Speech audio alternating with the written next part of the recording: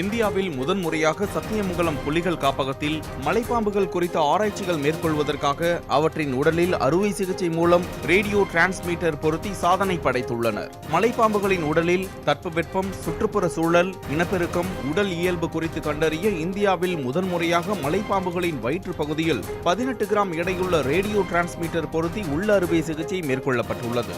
சத்தியமங்கலம் புலிகள் காப்பகத்தில் உள்ள கராச்சிக்குறை கால்நடை மருத்துவர் அசோகன் உள்ள அறுவை சிகிச்சை செய்து சாதனை படைத்துள்ளார். 10 பாம்புகளில் 3 பெண் பாம்புகள், 7 ஆண் பாம்புகளுக்கு டிரான்ஸ்மீட்டர் பொருத்தி சோதனை செய்யப்பட்டது. அறுவை சிகிச்சை வெற்றிகரமாக முடிக்கப்பட்ட 10 பாம்புகளின் உடல்நிலையில் நல்ல முன்னேற்றம் ஏற்பட்டதால் பவானிசாகர் மற்றும் தெங்குமரகடா வனப்பகுதியில் விடப்பட்டன.